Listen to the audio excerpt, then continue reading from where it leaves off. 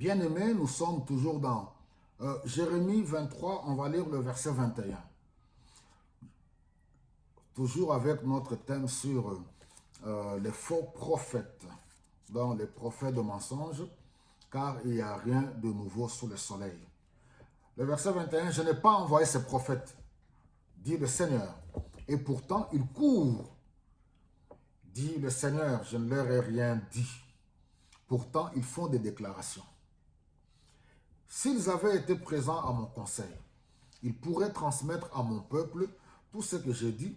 Il l'amènerait à renoncer à sa mauvaise conduite, au mal qu'il fait.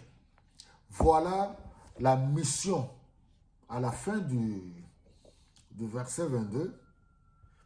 Il l'amènerait à renoncer à sa mauvaise conduite, au mal qu'il fait. Quand Dieu envoie ses serviteurs, comme vous aimez beaucoup les prophètes, mon peuple aime beaucoup les prophètes, les femmes aiment beaucoup les prophéties. Mes sœurs, je m'excuse, aiment beaucoup les prophéties. Nzamba Lobinini. On pense que Dieu c'est un féticheur. Quand Dieu envoie ses serviteurs pour une nation, si réellement il envoie, c'est pour la repentance. C'est pour renoncer à leur mauvaise vie. Quand Dieu envoie les prophètes vers les dirigeants politiques, c'est pour la repentance. Dieu ne les envoie pas pour aller les cajoler, pour dire que oui, voilà, Dieu vous a choisi, Dieu vous aime. C'est pour cela que je vous ai parlé la fois passée de la confusion de l'Ancien Testament et du Nouveau Testament. Certains me diront, oui, les Écritures disent, confiez-vous aux prophètes et ainsi de suite. Oui, cela est vrai. Aux vrais prophètes. Alors, dans le Nouveau Testament, il faudra encore voir le ministère prophétique, les dons de prophétie, comment cela doit être exercé. C'est pour cela qu'il faut aller lire les Écritures.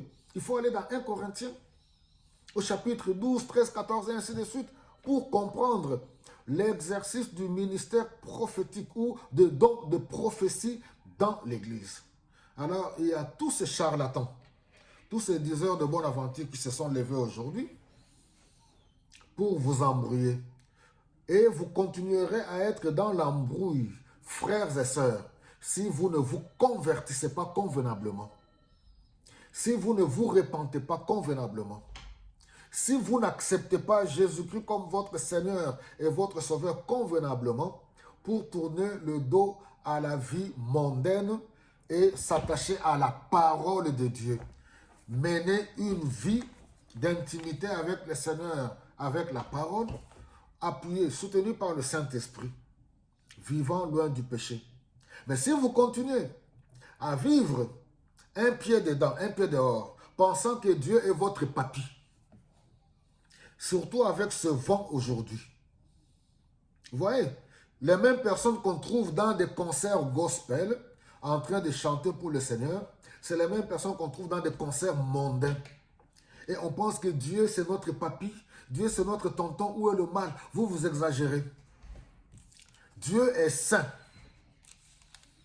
Il faut que ceux qui suivent Dieu doivent vivre dans la sanctification, vivre loin du plaisir mondain, les choses mauvaises du monde.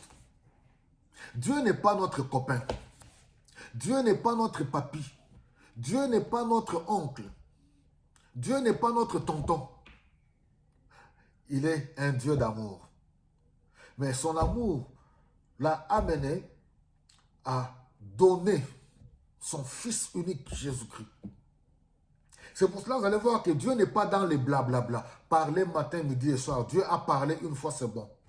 Au vu et au su de tout le monde, il a donné Jésus-Christ. Quiconque croit en lui a le salut. Les restes, tout ce que vous faites là, vous en serez responsable vous-même. Voilà mes bien-aimés. Donc, il est plus que temps de se ressaisir maintenant. Les jours sont très mauvais.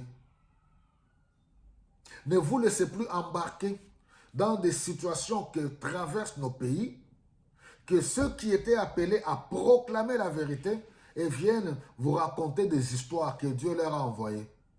Je ne suis pas Dieu, je suis votre frère. Dieu ne les a pas envoyés dans la plupart des cas. La plupart de toutes ces personnes que vous connaissez là, des renoms, parce qu'ils sont complices du malheur du peuple. Dieu ne les a pas envoyés. Que le Saint-Esprit nous aide, vous aide et m'aide à renoncer au mal. Dieu, on ne le corrompt pas. Cherchons la face de Dieu dans l'humilité, dans la simplicité, en nous appuyant sur les Écritures. Et chacun aura son salaire. Que le Seigneur vous bénisse abondamment.